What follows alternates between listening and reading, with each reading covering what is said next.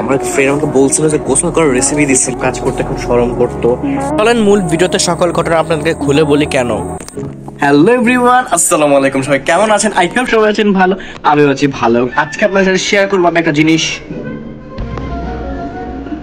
কি শেয়ার করবো ভুল লাগেছে। চলে আজকে আমি যারা করবো সারাদিনের কাজ সেগুলো কমসে কম আপনাদের শেয়ার করার চেষ্টা করবো। সবসময় আপনাকে আমাকে দেখেন খুব ভালো সুন্দর খুব পোজ না ছবি দিলে, কিন্তু আজকে আমি আপনাকে দেখাবো আমার অরিজিনাল র কিছু ভিডিও। তো চলেন কথা না বলে শুরু করা যাক আজকের কাজ। মাথার মধ্যে চাঙ্গারি নিয়ে বের হয়ে গেছে গরুর জন্য ঘাস আনতে, এবং আজকে আমার দায়িত্ব পড়ছে। আমার দায়িত্ব বলতে না, ফ্যামিলি সেপারেট হওয়ার পর থেকে আমার ঘাড়ে এটা পড়ে সবসময়।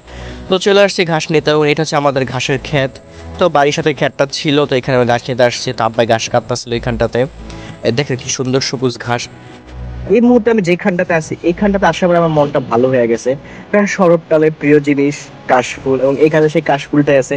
তো চলেন আপনাদেরকে একটা নজর দেখাই আমি সেই কাশফুলটাকে। ভাই দেখছেন কি সুন্দর।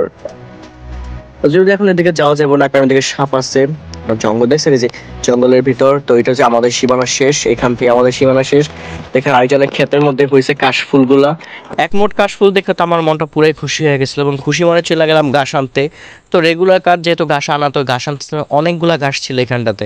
তো এই ঘাস আনতে আনতে মানে এত পরিমাণে গরম লাগছিল আজকে, যেই পরিমাণে রোদ উঠছিল আল্লাহ, মানে মাথা পুরো টকবক করতেছিল আমার। তো এই খুশি মনে ঘাসটা বাসায় চলে যেতেছিলাম, এবং এই কাজ করতে এখন আমার আর ভালো লাগে না, কারণ ভাই কখনো করি না এইসব কাজ। হঠাৎ করে ফ্যামিলি সেপারেশন হওয়ার পর এই কাজগুলো করতেছি, যেটা আমাদের একদম সুইট হইত, মানে আমার উপরে একদম এটা খারাপ প্রভাব পড়তেছিল। আল্লাহ, দেখছেন কিশোর বাসা বসে থাকি কিচ্ছু না, লাইক কাজ করি, অনেক কিছু করি, শুধু শুধু শুধু ছবি তুলি না। এটা যাতে ব্যাক স্টোরি, সবাই জানে না, সবাই বোঝে না যেটা। আবার যাই তো ওইখানে কাজ করার পরে কেমন জানি গরম লাগতেছে, প্রচন্ড গরম। উপরে পড়তেছে ফ্যান, নিচে আমি। আর এদিকে আজকে আমাদের বাড়ি ঘর পরিষ্কার করা হইতেছে, কারণ কেবল আমাকে ব্ল্যাক ম্যাজিক করছে, ঘরে ভিতরে তাবিজ পাওয়া দেখতে হচ্ছে। তো সেটা আমরা একটু চেক করতেছি আজকে কোথায় কি আছে, সেটা একটু পরীক্ষা করে দেখতেছি। এবং কে এই মানুষটা যে আমাকে উপরে এত অত্যাচার শুরু করছে তাবিজ দিয়ে, দেখি। তো চলো একটু রেস্ট নিয়ে আবার খুঁজতে যাবো। আবারও চলে গেলাম ঘাস আনতে, এবং দেখছি আমি মাথা চাঙ্গাই দিয়ে নিলাম, কারণ রোদ এত পরিমাণে রোদ লাগতেছিল আমার মধ্যে। আর আমার কথার মধ্যে মাঝে মাঝে আঞ্চলিক টানা ইস্যা পড়ে, কারণ ছোটো থেকে এখানে বড় হয়েছে, তাই এখানকার কথাবার্তা বেশি সহজ থাকে। তো বাবার শরীর একটু খারাপ হয়ে গেছিলো, যার কারণে আমি ঘাস কাটতেছিলাম। কোনো ঘাস কাটি নাই, তাই আমার একটা সময় ছিল যখন কি না বলতে বা এইসব কাজ করতে খুব শরম করতো, যে করতাম না কেন ভাই, আমি এসব কাজ কেন করবো। বাট সময়ের সাথে সাথে সময় এমনভাবে নিজেকে পরিবর্তন করিয়েছে যে এখন এই কাজ করতেও ভালো লাগে, এবং সম্মানের সাথে বলতেও পারি যে আমার বাবা একজন কৃষক, আমি কৃষকের সন্তান। এই তো সময় অনেক কিছু অনেক সময় বুঝাইয়া দেয়, এটাই। তো কাজ করতে করতে দুপুর হয়ে গেছে, এখন গোসল করতে আসলাম। যদি টাঙ্কি ভরা পানি আসলে, কিন্তু আপনাকে দায়িত্ব আসলাম যে একটু ঠান্ডা পানি দিয়ে গোসল করুন।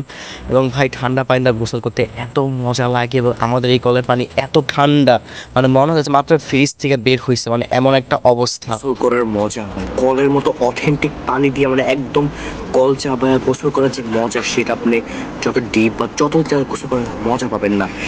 তারপরে সুন্দর করে রাব করে ভাবে গোসল করা। আমার একটা ফ্রেন্ড আমাকে বলছিল যে গোসল করার রেসিপি দিচ্ছিল। আই গেস ও যদি ভিডিওটা দেখে তাহলে ও বুঝতে পারবে। আমি দেখাই, প্রথমে পুরো শরীরে সাবানটা রাব করবা, তারপর পুরো 2 মিনিট শুকাবা, শরীরের মধ্যে পানি দিবা, দেন আবারও শরীরে রাব করবা সুন্দর করে, শরীরটা কসলাইবা, তারপরে গিয়া হইতাছে গিয়া পানি দিবা, দেখবা শরীর থেকে সেক্সি গ্রাম আসবে, অস্থির। বাট হয় না, কাজ হয় না। তো চলে নিজের রেসিপিতে নিজেটাই করি, দেখা হচ্ছে আবারও ওই দিকটাতে। তো চলে আসলাম গরু ঘরে, ভাই গোসল করতে করতে বিকেল হয়ে গেছে, তাই খাওয়া দাওয়া করে গরু ঘরে চলে আসলাম।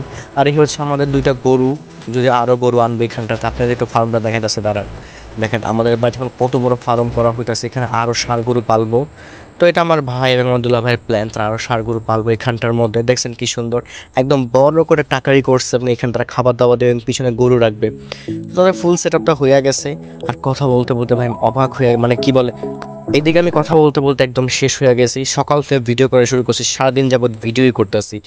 তো আজকের ভিডিওটা এই পর্যন্তই। ভালো লাগলো অবশ্যই লাইক করবেন, কমেন্ট করবেন, শেয়ার করবেন, আর বেশি বেশি করে আমার পাশে থাকবেন, সাপোর্ট দেবেন। দেখা হবে ধরনের ভিডিওতে, ততক্ষণ সবাই ভালো থাকেন। আল্লাহ হাফেজ।